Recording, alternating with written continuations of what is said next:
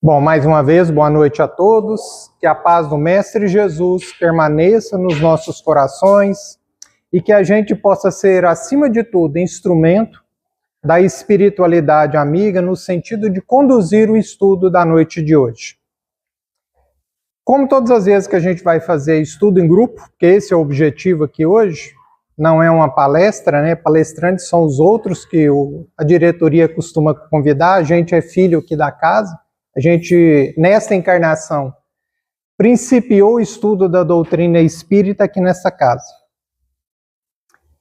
Então, é importante a gente colocar isso e, primeiramente, fazer uma famosa pergunta. Tem alguém vindo aqui pela primeira vez na nossa casa? Ou todos aqui já têm aqueles 5 minutinhos de evangelho que o Chico recomendava? Todos já têm? Então a gente já pode nivelar um pouquinho mais, subir aquela varinha de esportes que a gente costuma praticar no longo da nossa vida e entender que se a gente já tem 5 minutos de evangelho, a gente não nos cabe mais alegar desconhecimento da doutrina. A gente não pode utilizar aquele famoso jargão, eu não sabia, eu pensei que era assim. Todos nós temos acesso às informações da mesma maneira. Todos nós temos exposições, palestras, livros. Se a gente tem algum tipo de deficiência, sempre tem alguma coisa que a tecnologia costuma nos auxiliar. Eu não consigo ler, eu tenho preguiça de ler. Perfeito, você pode ouvir, né? Nós temos inúmeros recursos aí audíveis para que a gente possa aprender. Aliás, não aprender, recordar o aprendizado. Porque todos nós já passamos por uma escola no plano espiritual. Nós estamos aqui simplesmente fazendo aquele famoso momento que todos nós aqui já passamos, e vocês vão se recordar, que de repente a tia, né, lá na escola, falava assim, hoje todo mundo fecha o livro, agora nós vamos ter um teste. É o que acontece na nossa reencarnação. Reencarnar é repetir, é encarnar novamente. E se a gente está repetindo, se a gente já aprendeu, agora nos cabe colocar em prática aquilo que a gente aprendeu. E a proposta do estudo da noite de hoje é sobre uma palavrinha que a espiritualidade nos auxiliou, que é o famoso BIP, benevolência, indulgência e perdão. Nos cabe para isso recordar cada um desses fatores, porque todos nós já o sabemos, se a gente tem aqueles 5 minutinhos, todos nós já sabemos. E a gente fez a pergunta aqui no início, porque caso tivesse alguém vindo pela primeira vez, geralmente essas pessoas têm o privilégio de pegar uma lembrancinha aqui, que é o Evangelho segundo o Espiritismo. Mas caso alguém não o tenha ou queira presentear, a gente tem algumas unidades, depois vocês podem pegar aqui acima da mesa. O que significa para a gente benevolência? Vamos começar palavra a palavra para facilitar o nosso entendimento. O que é uma pessoa ser benevolente? O que significa essa palavra lá no nosso cérebro? O que nos leva a ser uma pessoa benevolente? Todos nós já fomos em determinado momento no supermercado, né? E a gente entra lá no supermercado, geralmente a gente se depara primeiro com um vigilante. Qual a minha conduta benevolente para com o vigilante? Cumprimentá-lo. Cumprimentá-lo. Bom dia, boa tarde, boa noite. Isso é como age uma pessoa benevolente. E a gente adentra o supermercado. Geralmente tem umas pessoas com uma camiseta chamativa. Posso ajudá-lo? Qual é a atitude de uma pessoa benevolente com esse irmão ou essa irmã? Bom dia, boa tarde, tudo bem? Porque eu não sei o que está passando pela cabeça desse irmão. Eu não sei quais são as dificuldades que esse irmão, não guardando sexo, né, irmão ou irmã, está passando nesse momento. Quais são os conflitos, quais são as dificuldades familiares, as dificuldades de relacionamento, como essa pessoa veio para cá, como essa pessoa está se sentindo. E isso importa para mim que sou benevolente. E aí a gente vai até o açougue, até a panificadora, porque geralmente a gente vai lá no supermercado, e também vamos encontrar com o padeiro, com o atendente, com o açougueiro, açougueira, né? Pois é. E como se comporta uma pessoa benevolente perante essas pessoas?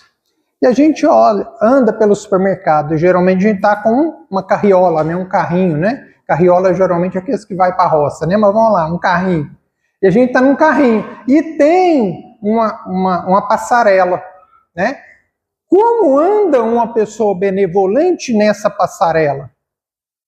Olha que interessante. Quando a gente não pensava sobre isso, a gente geralmente põe o carrinho lá no meio e vai lá no fim da prateleira pegar o produto e deixa o carrinho ali. Se você quiser, dá a volta, passa pelo outro lado. Se eu sou uma pessoa benevolente, eu não quero incomodar a outra pessoa. Eu estou com o meu carrinho, eu peguei aquilo que eu desejava, ou estou escolhendo, eu encosto o carrinho para deixar no mínimo uma passagem para alguém. Assim se comporta uma pessoa benevolente. Auxiliando, não querendo dificultar a vida do outro, mas querendo facilitar a vida do outro. Não querendo buscar o peso, as dificuldades dele para mim, mas auxiliando a vida dele, tornando a vida desse irmão, dessa irmã melhor. E aí, depois de passar por essas pessoas, verdureiro, várias pessoas lá, quem pesa, né? Alguns supermercados você pesa lá, outros pesa lá na balança, né? Lá no caixa. Aí eu vou passar pelo caixa. Como é que eu devo me comportar se eu sou uma pessoa benevolente, se eu sou um cristão? Geralmente o caixa tem um crachá. Quantas vezes a gente chama a pessoa pelo nome? Oi, Gabriela, tudo bem? Tudo bem, Maria Vitor? Bom dia! Como está o seu dia hoje? Mesmo que a pessoa esteja com um semblante fechado, preocupado, né? A gente não sabe se é para pagar o boleto no mesmo dia ou no outro dia, ou se já está fazendo a conta e já está percebendo que não vai dar. Mas isso não importa. Importa a maneira como eu trato a pessoa. E a minha esposa, que vocês, a grande maioria já conhece até mais do que eu, a Graça, né? Nós atingimos um patamar de idade que a gente não lembra o nome de todo mundo. Não sei se isso acontece com vocês. A Graça arrumou uma técnica. Quando eu não lembro, tudo bem, bonito? Tudo bem, bonita? Ô, bonito, como é que você tá? Todo mundo sorri. Por quê? Porque eu utilizei de uma expressão agradável. Ao invés de ficar falando de político, do meu time, que estava ganhando e tomou 2 gols lá no final e deixou empatar o jogo, de eu estar ranzinza, levando essa energia às outras pessoas, não. Eu utilizo uma frase, uma expressão agradável. E aí, em alguns locais tem um pacoteiro. Dependendo do supermercado, tem um pacoteiro que vai colocar dentro do saquinho. Cadê as palavrinhas mágicas? Muito obrigado.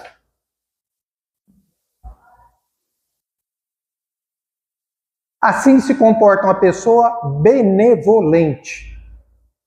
É desta forma que a gente tem que aprender a lidar com as pessoas. É assim que a gente vai se comportando com essas pessoas. Vamos dar mais um exemplo. Acontece, e a gente passa aqui, né? Aqui é o nosso caminho da roça, né? A gente tá morando lá no bairro Tocantins e o meu escritório é aqui no Santa Mônica. Então, toda hora a gente passa por aqui, né? Toda hora a gente tá cruzando com alguns de vocês. Às vezes a gente tá almoçando junto, né? Com alguns. Então, isso acontece muito naturalmente. E existe um equipamento chamado semáforo. Se vocês já observaram, geralmente nesses locais tem alguma família de algum estrangeiro que está morando na periferia, que está morando na rua, que está morando embaixo da ponte, que está morando de favor com alguém, que está morando no meio da rua mesmo. Alguém que não é benevolente, geralmente o semáforo está lá, ele começa a frear aqui. Não é porque ele está com medo de ultrapassar o semáforo, é porque ele não quer que aquela pessoa o aborde. Algumas pessoas, a gente já viu isso acontecer, costumam pegar uma prata, uma moeda, né, e jogarem pela porta, pela janela do carro. Como se fosse, não um animal, mas um ser desprezível que ali se encontra. Algumas pessoas levantam o vidro do carro. Ah, mas é questão de segurança. Eu concordo plenamente. Sem sombra de dúvidas. Mas tem um irmão que há mais ou menos 2000 anos nos ensinou uma lição. Toda vez que você alimentar alguém que tem fome, toda vez que você der água a alguém que tem sede, toda vez que você der agasalho a alguém que tem frio, é a mim que o fizeste. Talvez ele queira nos dizer que toda vez que você desprezar um irmão, é a mim que você o está fazendo. E nós nos dizemos cristãos. Estamos sendo benevolentes? Estamos fazendo tudo aquilo que está ao nosso alcance? Ah, mas eu dei a ajuda, a esmola. E aquela criatura que ali está, já está muito próximo do fundo do poço. Eu não sei se isso já aconteceu com vocês. Se algum de vocês já passou fome. Se algum de vocês já entrou num desespero atroz. Mas nós temos a certeza. Eu não sei se amanhã não serei eu nesse semáforo. Amanhã, pode ser o mês que vem, o ano que vem, na década que vem ou na próxima encarnação. É assim mesmo que a gente gostaria de ser tratado? É isso que a gente gostaria para a nossa própria vida?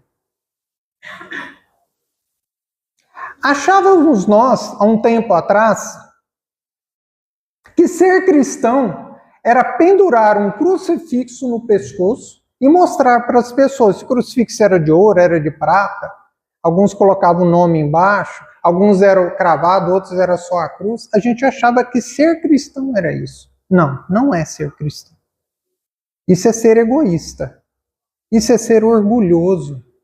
Porque a intenção é mostrar para os outros que você está com algum pertence de valor.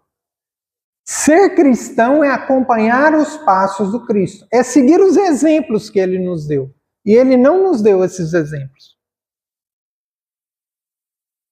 Benevolência para com todos. Não é para com alguns, só para com os meus, porque a gente acha que é. Ah, eu já estou fazendo a minha família.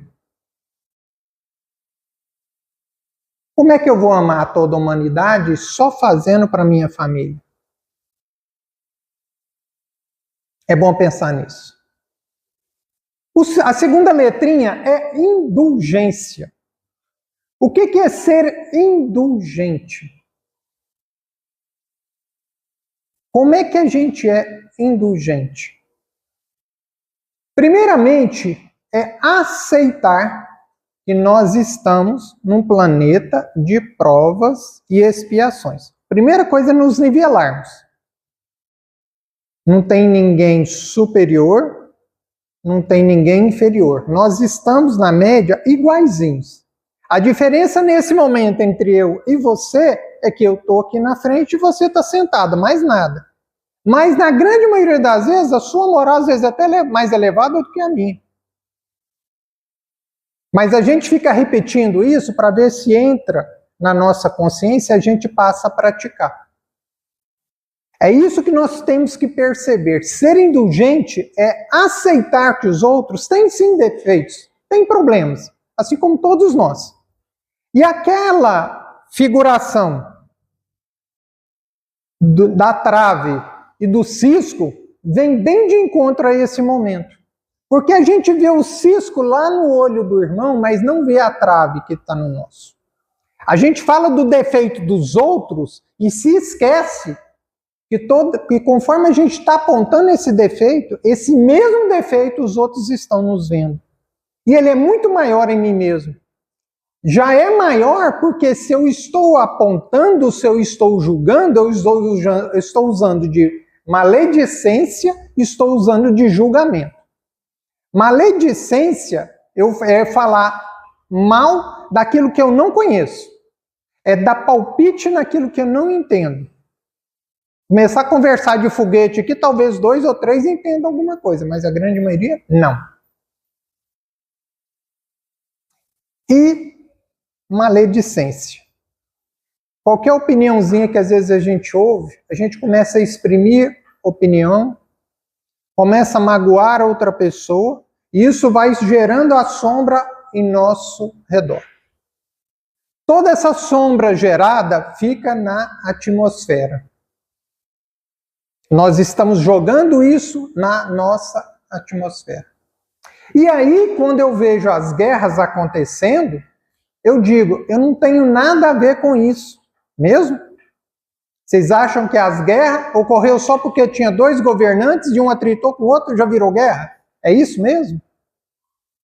Será que se nós, que temos um pouco de conhecimento, aqueles 5 minutinhos que a gente contou no começo, do Evangelho, estivéssemos jogando essa energia na atmosfera, através das nossas atitudes, da nossa boa vontade, do nosso esforço em melhorar, do nosso culto do Evangelho, porque a gente ouve às vezes, e ninguém precisa se manifestar, mas às vezes a gente costuma ouvir, quem é que faz o culto do Evangelho em casa? Ah, eu ainda vou começar. Ah, não, eu estou arrumando um horário. E o ponteirinho continua, ele não para. O tempo vai passar. E um dia, talvez se nós, desencarnados, pudermos nos manifestar nas reuniões mediúnicas, vamos ouvir a mesma coisa que a maioria dos nossos irmãos dizem. Tempo perdido. E aí eles voltam para nos mostrar que a gente precisa reorganizar essa trilha, porque a gente está agindo da maneira incorreta. Nós estamos fazendo as coisas de maneira imperfeita, nós estamos perdendo tempo. E perder tempo é matar o tempo. Lembra lá dos mandamentos, dos 10 mandamentos? Nós estamos matando, sim, matando o tempo que não nos pertence. O tempo é de Deus. Ele sabe quando começa e quando se encerra. O tempo é de Deus, não é meu. Nós estamos de passagem. E nós já utilizamos esses exemplos, vocês já ouviram isso outras vezes. É uma passagem muito semelhante. Todo mundo já tirou férias uma vez na vida? Foi para algum lugar, para a montanha, para a fazenda, para a praia? Todos nós já fizemos isso uma vez. E a gente sai e vai e chega até lá. O que acontece quando a gente chega num lugar diferente? Faz amizades, faz bons relacionamentos, começa a se conhecer e vai passando, primeiro dia, segunda, primeira semana, já começa a dar um sentimento, nossa, Só tem mais 3. Está acabando. E a gente começa a se desesperar. Não, vamos curtir esse momento. E ele chega. E chega um determinado momento que a gente fala o quê? Agora é hora de voltar para casa. E a todos nós chega esse momento de voltar para casa. E o que a gente fez durante esse momento? Durante essa encarnação? Perdemos tempo? Deixamos para depois? Fizemos vários compromissos, mas deixamos para começar na segunda-feira. Ah, hoje é segunda-feira, então dá para todo mundo começar. Se a gente resolveu fazer regime, academia, mudar a forma de agir, ser o melhor filho, o melhor pai, o melhor marido, o melhor vizinho, o melhor colega de trabalho, hoje, segunda-feira, agora, é melhor do que hoje. Agora, não deixa para começar depois, começa logo para não perder tempo.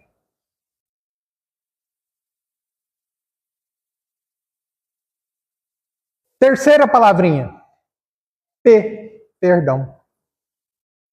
Ah, que coisa danada. Essa palavra perdão não é fácil. Não é. Não é fácil porque se a gente se recordar de alguém que a gente não conseguiu perdoar nesse momento, alguma coisa no nosso organismo já vai mudar. Alguns vai dar sudorese, taquicardia, alguns dá vontade de dar um beliscão, naquele desafeto. Beliscão, hein, gente? Não passa do beliscão, não. Alguns, talvez se já tiver jantado, vai começar a ter uma digestão não muito agradável. Basta lembrar. Alguns vão fazer o que aconteceu com o André Luiz lá em Nosso Lar. Todo mundo viu o filme? Se não, vejam. Vejam em Nosso Lar, quando depois de um momento que ele achou que já suportaria todas as coisas, acreditava ele, deram-lhe a oportunidade de retornar à sua casa. A esposa vê a esposa, a filha ao piano, e aí ele vê a esposa, só que a esposa já estava com outro companheiro, um português, né? Vocês lembram dessa cena? Qual o sentimento dele? É a minha esposa. E aí o que acontece quando isso acontece conosco? Inferno. De uma vez. O que é o inferno? A gente acha que é um local. É um estado de espírito. Lembra do desafeto? Vocês vão voltar para o inferno. Vai sofrer do mesmo jeitinho. Até mais um cadiquinho agora. Então não precisa, deixa o passado para trás. Aprenda com ele e agora passa a fazer diferente, porque a gente não quer esse sentimento. Então perdoar é libertar-se do grilhão. Você lembra aquele filme Americanos, né? Que tinham vários presidiários no deserto. Vocês lembram, gente? Uma corrente no pé, uma bola gigantesca de ferro, que ele não conseguia sair correndo, que se saísse, as pessoas que estavam armadas, né, acabariam com ele. Então, quando a gente não perdoa, a gente está no mesmo ritmo. Você está vinculado àquele passado, àquela situação, permanentemente, até que você decida sair do umbral, sair do inferno, que você criou. Aí você se desvincula e esquece a reação do outro. Faça a sua parte. Deixa de ser orgulhoso, porque o que você está fazendo está te colocando no inferno todas as vezes que você recorda da situação. Tem um filme um pouco cômico, uma série, aliás, chama-se Lúcifer. Algumas pessoas já devem ter visto. Tem uma situação que acontece lá, Lúcifer é o demônio, né? É o personagem principal. E aí ele faz acordos com as pessoas quando elas estão em dificuldade. Vocês já ouviram falar nisso? Aí ele chega, né, nas pessoas e faz um acordo. Eu quero a sua alma e eu vou resolver o seu problema. Se o problema é financeiro, então eu vou te dar uma fortuna, mas a partir de agora você passa a ser meu escravo.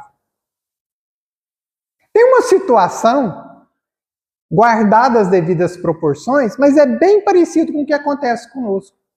Tem uma situação numa embarcação que ele faz um acordo com uma pessoa que queria muito dinheiro, muito poder, e a pessoa lá dentro do barco, depois que ela chega no extremo e ele vai cobrá-la, o que ele faz? Ele ceifa a própria vida. Lá no barco. E o Lúcifer do lado. E é interessante que essa cena, ela começa, você fala assim, não, parece que o filme estragou. Né? Tem algumas pessoas, né, da geração cotonete como a minha, cabecinha branca, vai lembrar disso, né? LP quando furava, né? O long play quando furava, aí ia lá, você vai, a gente dava um peteleco nele e falava assim, vai correr, aí você continuava a música, né? Furava, a gente falava que furava o disco, ele ficava na mesma frequência, no mesmo giro. E aí é interessante que esse filme começa. Aí ele de novo, ele começa, vai lá e ceifa a própria vida. Isso se repete, eu não sei se é 6, 7, 8, várias vezes. Aí você fala assim, o filme estragou. Não, ele está mostrando justamente o que acontece conosco. Não se perdoa, no caso dele, ele tinha que se perdoar, ele não se perdoou e ele fica repetindo a cena, ele fica sofrendo e tirando a própria vida várias vezes. Igualzinho acontece conosco. Lembra do desafeto? Volta lá para o problema. Lembra de novo do desafeto? Volta lá para o problema. E você não vive, e a vida, o reloginho está passando. Nem que você furar ali e colocar um preguinho, não vai parar. Pode parar aquele relógio, mas a vida não para. E é isso que a gente precisa aprender. Perdoar o semelhante não é um favor que você está fazendo ao outro. É um favor que você faz a você mesmo. Você está tirando essas amarras de você. Porque só tem uma diferença com relação aos filmes americanos, que o grilhão estava no pé. O perdão, ele não fica no pé. Onde é que vocês acham que fica esse grilhão? No coração, na cabeça? Mais alguém? Quem dá mais? Alguém quer chutar um outro órgão? E eu vou provar para vocês. Hã? Fica na mente da pessoa. Mais alguém? Tem mais alguma ideia? Não que estejam errados. Fica no pescoço.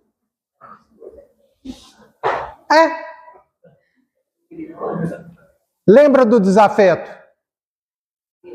Tá faltando ar? Fica no pescoço. Você vai apertando tanto que você vai perdendo a capacidade até de respirar. Olha que interessante. É subjetivo, gente, mas é o que acontece conosco. A gente fica de tal maneira envolvido com o problema que você não vê mais nada. Aí chega alguém e fala assim, por que você não foi por ali? Você continua correndo atrás do rabo. Por que você não foi ali? Sabe que eu nem pensei nisso?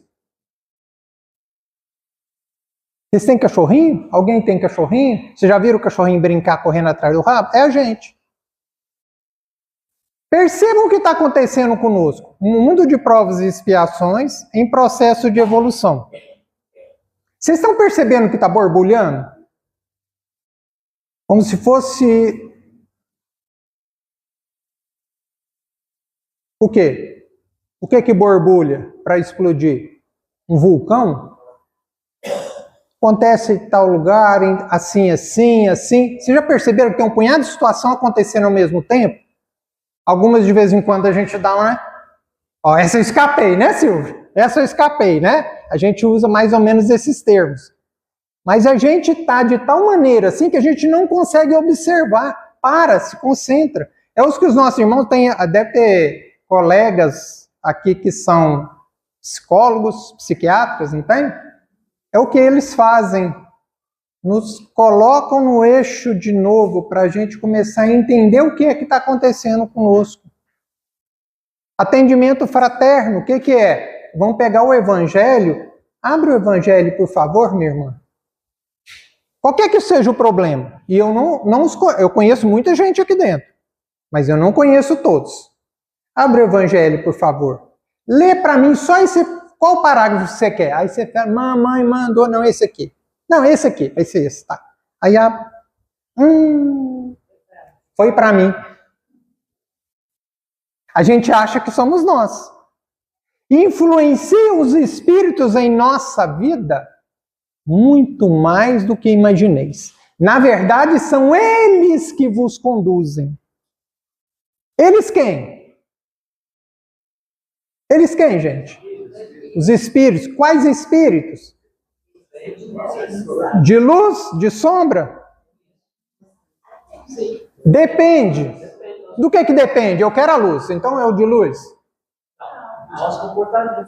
Depende do nosso comportamento, do nosso sentimento. Porque às vezes eu ainda nem estou me comportando. Aqui na preleção, aqui, o nosso irmão colocou sobre a questão de doar coisas, né?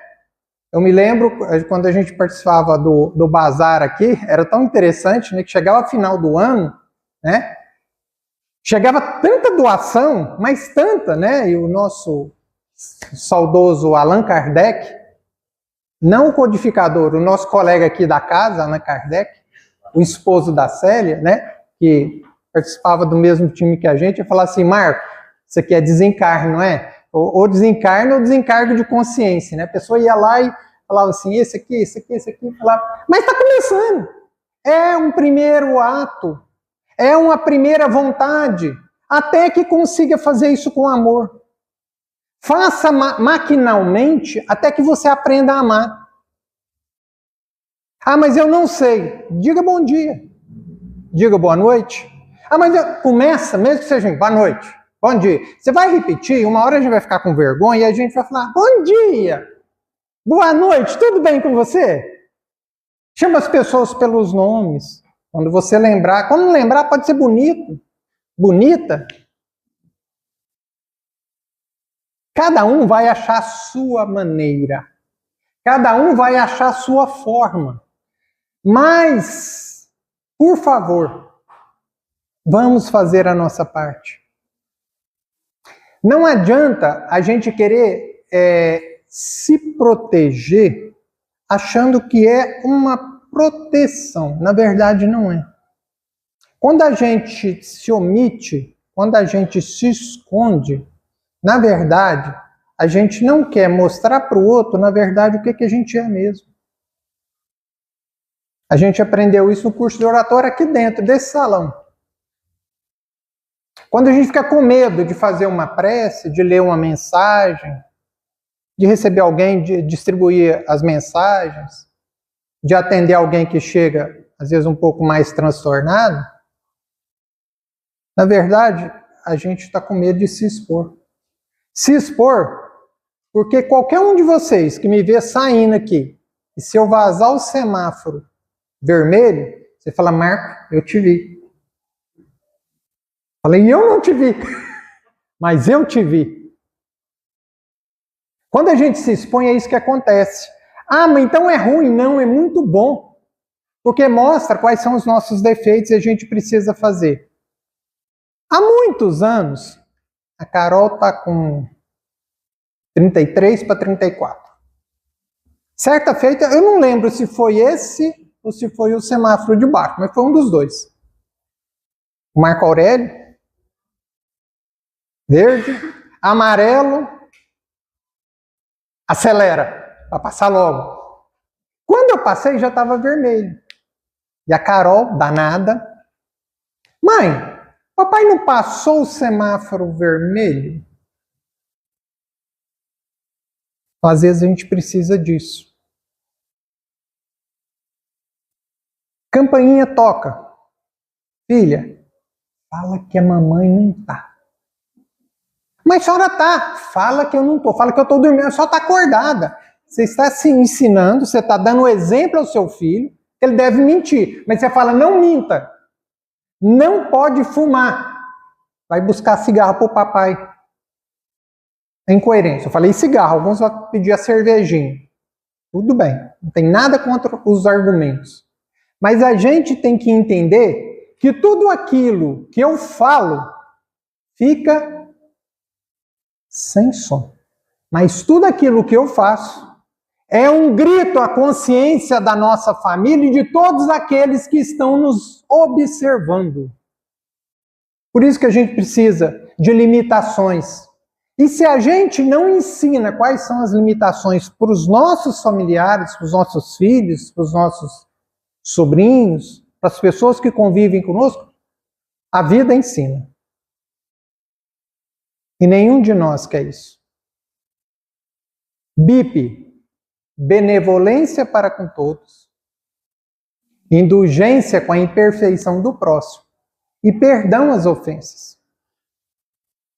Essa é a proposta do Mestre Jesus para cada um de nós. Foi isso que ele veio não ensinar, ele veio exemplificar. E aí eu trouxe um texto, Vivendo a Doutrina Espírita, psicografia do Espírito André Luiz, Antônio Badu e Filho. Norma de vida. Tenha caridade por norma de vida. Não se vingue, perdoe.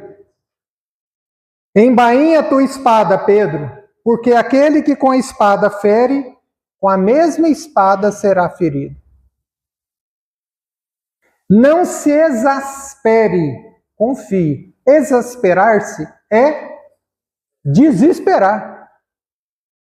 Nossa, o mundo está acabando. Nossa, a pandemia vai acabar. Existem infinitas moradas na casa do Pai. Deus é justo. Não manda ao seu endereço o que é para você. Não tem jeito. Não tem vírus no computador divino. Não exija, peça. Não julgue, conheça. Conheça o quê? A dificuldade do outro. Qual é a capacidade que ele tem de entender? Não critique, entenda. Por quê? O tropeção que esse irmão ou essa irmã está passando agora, a dificuldade dele pode ser a minha. Logo em seguida, não condene, analise. Não se negue, ajude. Não agrida, colabore. Todos nós podemos fazer alguma coisa, sem exceção. Na parábola dos talentos, que o Cristo, através de uma história fictícia, nos mostrou moralmente o que era possível, ele falou que cada um dos 3 servos tinha quantos talentos? 1, 2 e 5. 5 seria uma quantidade exacerbada. 2 seria o mediano. E 1? É o mínimo, não é? Ele falou que alguém tinha 0 talento. Então todos nós temos uma capacidade. Se você não acredita, o Cristo acredita. Porque ele nos concedeu essa capacidade. Se é ser mãe, se é ser pai, se é ser bom ouvinte, se é ser uma pessoa... Não sei. Cada um de nós tem uma. O Cristo não mentiria para a gente. Não se ofenda. Releve. Porque tudo aquilo que a gente se ofende, a gente está deixando de levar em consideração que a gente é ser eterno e estamos nos levando, nos baseando por uma coisa mínima, momentânea. Não odeie, ame.